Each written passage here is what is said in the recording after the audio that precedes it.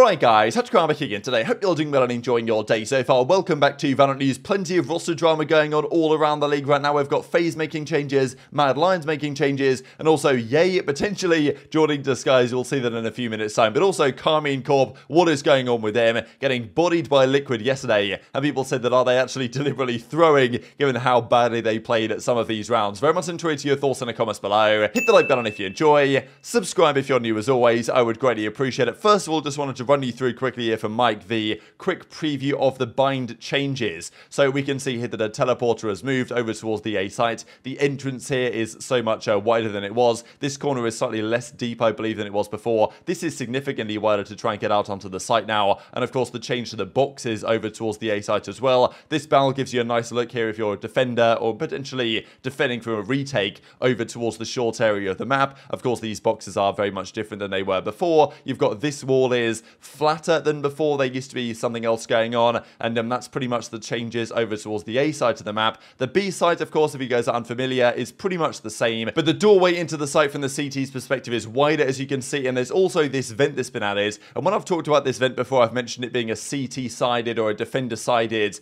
change, because it allows the defenders to throw grenades through. But in fairness, it also does allow the attackers to throw grenades through as well. So, you know, maybe there's a world in which to try and cut off the rotations and to delay the retake. You could actually use it for an attacker's advantage, but probably it's more favorable for the defenders trying to throw utility to retake onto the site. So those are the bind changes. Also an update from Global Esports. We've seen finally SK Rossi and Lightning Fast. They've actually arrived into Korea. I know these guys were having issues, I guess, with visas, and that's what was slowing them down over the last few days. They've made it there now, which is certainly a good story. Also, PaperX finally confirmed something is joining the team. We saw the other day rumors that he was actually practicing with their starting roster instead of Benkai. That may or may not be the case. We'll see what happens going forwards. But this player was being talked about for some time as to join the PaperX team, and they've now officially confirmed. That is, I mean, I thought they confirmed it the other day, to be honest, with the tweet they did, which pretty much showed his jersey, but they've officially confirmed it now. Other roster changes going on, though. So Mad Lions, we saw all the drama the other day with Trick versus Zexcro and all this stuff. So Zexcro is gone, as is Drone,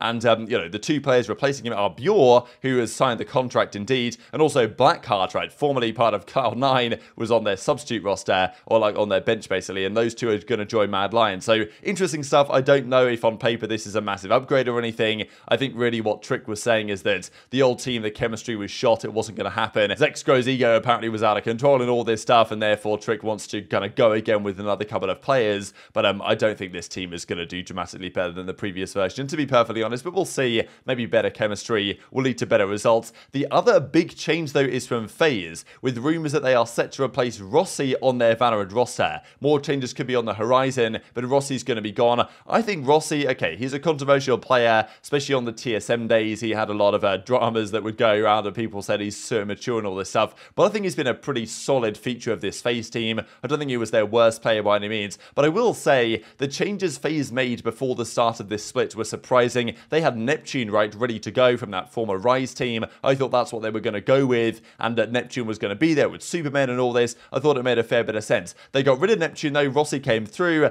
and, you know, last minute it happens. The team never quite got to where they thought they'd be. Lack of practice. babybay was their star player. Dicey's been pretty good, but apart from that, their results are shocking, right? I mean, look at this in the stage. Okay, they beat SR 2-1, they beat Turtle Troop 2-1, but outside of that, 0-2, 0-2, 0-2, 0-2 in all the last few matches they've played. Like, can't even win a map is pretty tragic for them, and yeah, it does indeed seem like Rossi's going to be on his way out of this team, so we don't know who the replacement's going to be, but still, making a change like this, I think, is expected. They've got to do something, but I just think the way they managed their team going into the season was far from optimal. Coming through this season with the automatic invite, making that last minute change, still nobody knew what their roster was going to be until last minute, and they never really hit the ground running, to be honest, FaZe, and now they've decided to call an end to this particular iteration of the roster.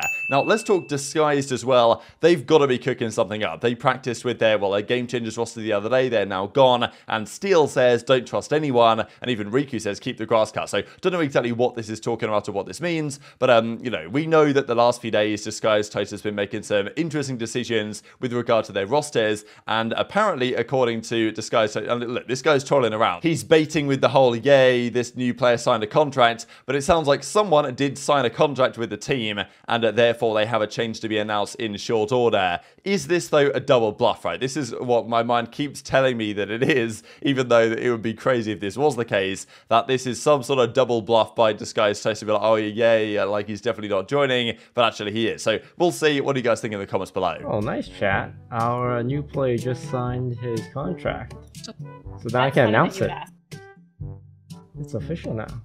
Wow, I'm so happy.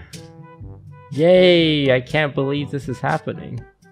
Man, this really makes me want to go, yay! This is the feeling I'm feeling. Yay! Things are going right. No, guys, it's not yay. I'm saying yay.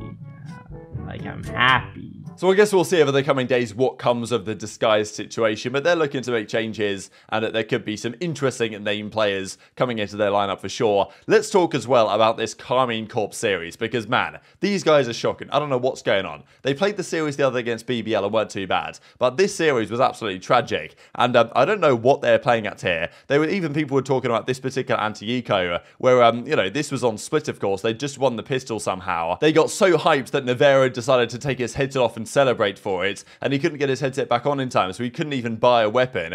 Like, ScreaM just ran down mid and died to a classic. Navarro didn't even buy, and they somehow close out this round anyway, and then they go on to lose the series or lose the map anyway. But, I mean, I've just got to share a couple of minutes here, because I know some people were saying, do they bet on Liquid to win and just straight up trolling? So many rounds. Like, they were getting aced by a couple of different players. Yampy got an ace. They were getting 5v3s. Like, they were making some shocking calls. I don't know what is happening with this team right now, but they got blown out of the water by Team Liquid, and Team Liquid haven't even been that impressive, I don't think. Just Karmine Corp were completely hopeless. Bit of a throwaway.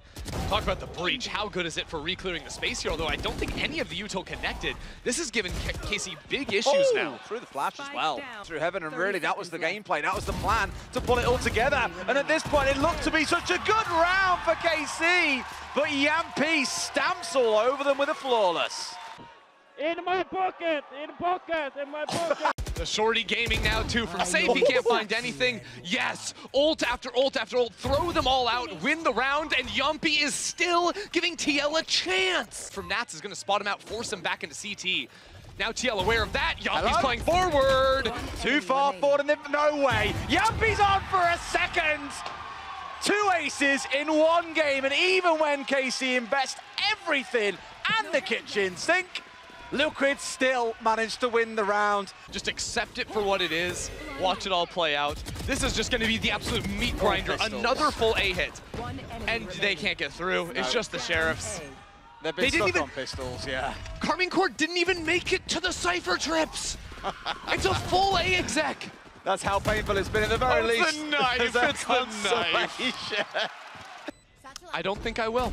It's been a game, is the best way I can describe it. But with 1 left standing and a total finish out. That they hadn't done too much scouting up through mid or anything like this, so just deciding to do a slightly delayed commitment onto the A site. And wait, can you take those off? Yes, I guess. I don't think you can. I mean, I'm not going to lie, there's probably not all that much that you can hear after a pistol round that's going to change the outcome too much. I'm literally watching Navarro put the headphones back in his head right now. What is going on? He's in spawn. He didn't buy. He forgot to buy with 3,500 credits because he took his headphones off. There's a lot of belief in the team here, I think, to get this one over the line. I'm about to have my sideshow splattered egg moment. I mean, let's look at the overall numbers here, right? Yampy is plus 26, 38 in 12. Safe is 36 in 15, plus 21. Solkas goes negative somehow, but look at the slaying, right? Ascent was 13 to 5. This wasn't even close, and then Split was even worse. It was going to be a 13-0, I thought, and then somehow Karmine Corp won the pistol. They close out the anti-eco in very questionable fashion, and then they lose anyway. So, I mean, ScreaM was 2 in 14. Like, it's not ideal, is it? It's really not ideal. So, I mean, over the series, what did ScreaM go? Okay, he actually got some kills map 1 in fairness. He got 12 kills. Map 2 was not pretty, and if it had gone map 3, it would have only been one way or another. So, I mean, man, that was tragic from Karmine Corp. We know that there's some history with these players and with these organizations as well, with these guys formerly being on Liquid and all this type of stuff. And ScreaM actually comments on this and says, hey, GG's Liquid. Sorry, it's a disaster. I don't even know what to say. Sorry again for representing you in the worst way. It's a disaster. I don't have the words. So, I mean, look, you can understand understand the frustration from ScreaM.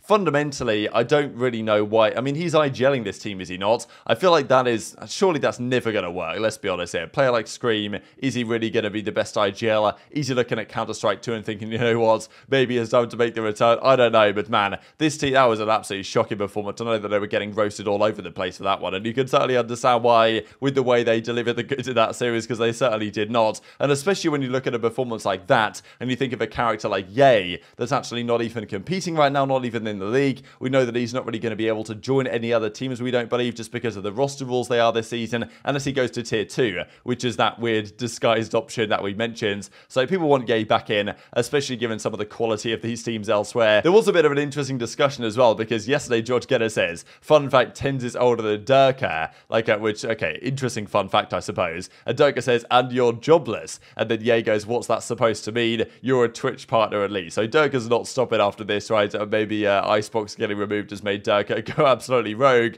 But yeah, Ye does do the occasional tweets. dapr roasts him a bit. But Ye has been a bit more active on socials the last few days than recently, which hopefully means a return is coming relatively soon. Just to mention before we close out the video then, the games that are going on today in the America side, back in business with Cloud9 versus Loud. We'll see how good Cloud9 actually are. They took down EG last week. I'm not impressed by EG though, so if they get bodied by Loud, that would be a statement for how bad Cloud9 might be. But also if they do well in this series, or at least make it competitive, Cloud9 might be better than we initially thought. And then Leviathan Furia, this is a big series as well. But I'm expecting the team currently top of the standings to get the job done. But very much enjoyed your thoughts in the comments below. Hit the like button if you enjoyed. Subscribe if you're new. Take care. And I'll see you next time.